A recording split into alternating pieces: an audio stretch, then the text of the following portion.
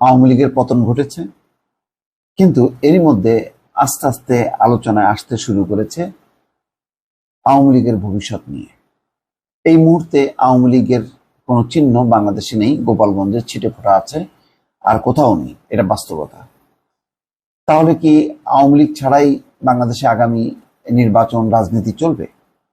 রাজনৈতিক বিশ্লেষকরা মনে করছেন যে না, চলবে না, এবং অন্তর্বর্তী সরকারও চায় না যে আওয়ামী লীগ নিঃশেষ হয়ে যাক।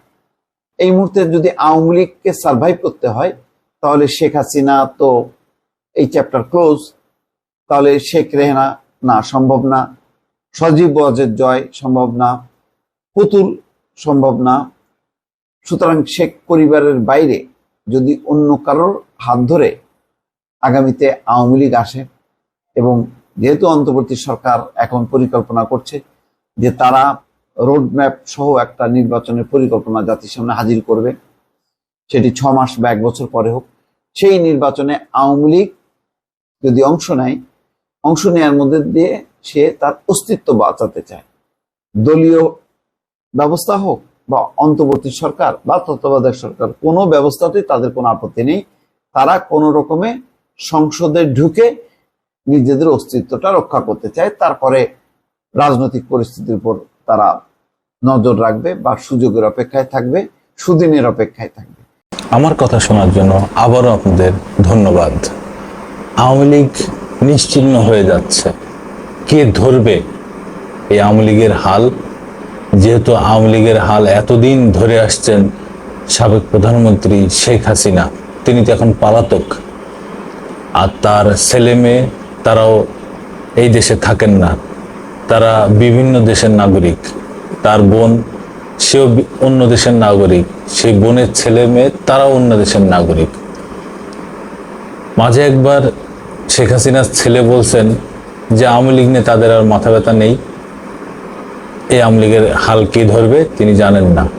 পরের দিনই আবার তিনি বলছেন যে আওয়ামী লীগের তারা ফেলে দিতে পারবেন না, আওয়ামী লীগের হাল তারাই ধরবে। যাই হোক, সে এক একবার এক এক রকম কথা পায়, কিন্তু এখন আওয়ামী লীগের হাল কে ধরবে? এখন ইদানিং দেখা যাচ্ছে তাজউদ্দিন আহমেদের ছেলে সোহেল তাজ, যিনি সাবেক স্বরাষ্ট্রমন্ত্রী ছিলেন, উনি ইদানিং বেশ সরব সোশ্যাল মিডিয়ায়।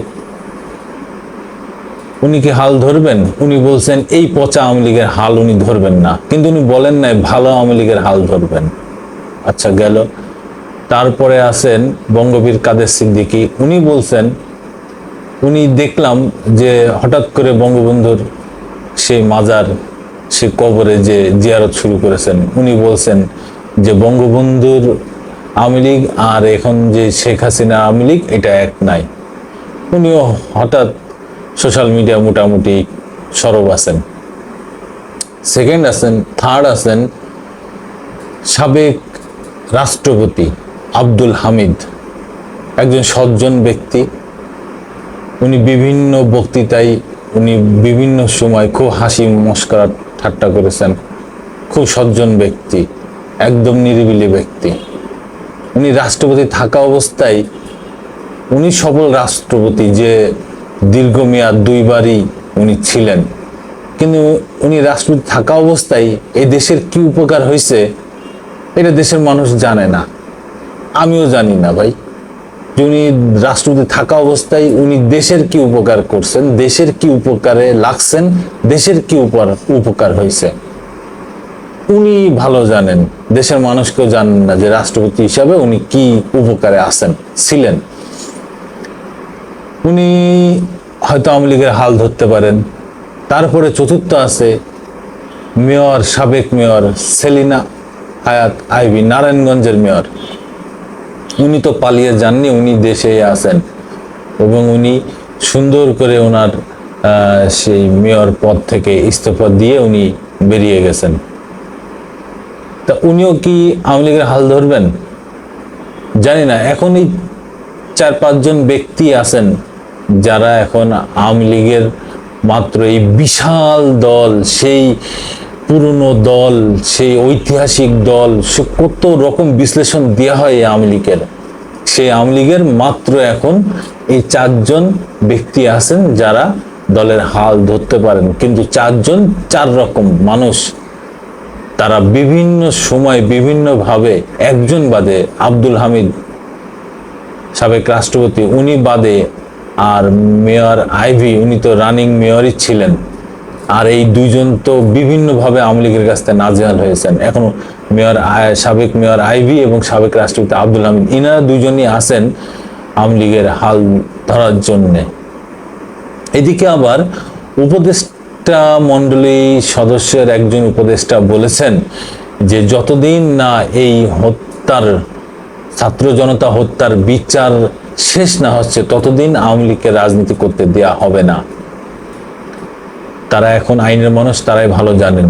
তবে হাসিনা যেই হত্যাযজ্ঞ চালিয়েছিল 1 জুলাই থেকে 5 আগস্ট 2024 পর্যন্ত, তাতে অবশ্যই তার বিচার হতে হবে এবং সেই বিচার কার্যকালীন হয়তো আওয়ামী লীগে তিনি আর ফিরবেন না। এখন বর্তমান উনি ভারতে পালিয়ে আছেন এবং গোলাম মুর্তজার নামে একজন সাংবাদিক, দ্য ডেইলি স্টার বাংলার সাংবাদিক, তিনি বলেছেন, তার ইউটিউবে আমি দেখছি যে তিনি বলেছেন যে তার কাছে কিছু তথ্য আছে যে শেখ হাসিনা ভারতে একটা বাড়িতে নিরিবিলি আছেন, কঠিন আইন শৃঙ্খলা বাহিনীর ভিতরে আছেন। যাক, উনি ভালো জানেন, ওনার কাছে তথ্য আছে, আমি তো জানি না। এদিকে মোস্তফা ফিরোজ স্বনামধন্য একজন সাংবাদিক, উনি বলছেন যে এই কয়জনের কথা যে কে হাল ধরবে। মোস্তফা ফিরোজ বাংলাদেশের স্বনামধন্য একজন সাংবাদিক, উনি বাংলা ভিশনে বার্তা প্রধান ছিলেন, আরও বিভিন্ন বাংলা ভিশন টিভি চ্যানেল, আরও বিভিন্ন টিভি চ্যানেলে উনি কাজ করেছেন এবং দীর্ঘ অনেক দিন উনি এই সাংবাদিকতার সাথে জড়িত। ওনার ভিডিওতে ওনার কিছু কথা শুনলাম, খুব ভালো লাগলো। উনি আসলে কোন দল করেন সেটা তার ব্যক্তিগত ব্যাপার, কিন্তু উনি যা বলেন অবশ্যই ভালো লাগে এবং কথাগুলো শুনতেও ভালো লাগে।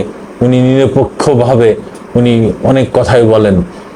এখন আপনারা যে ভিডিও দেখলেন, এই ভিডিওতে অনেক কিছু উনি পর্যবেক্ষণ করেছেন, বিশ্লেষণ করেছেন, সেগুলো উনি তুলে ধরেছেন। কিন্তু ব্যাপার হচ্ছে যে আওয়ামী লীগের হাল ধরবে কে? মোস্তফা ফিরোজ সাহেব যেভাবে বিশ্লেষণ করেছেন, আসলেই খুব সুন্দর করে বিশ্লেষণ করেছেন।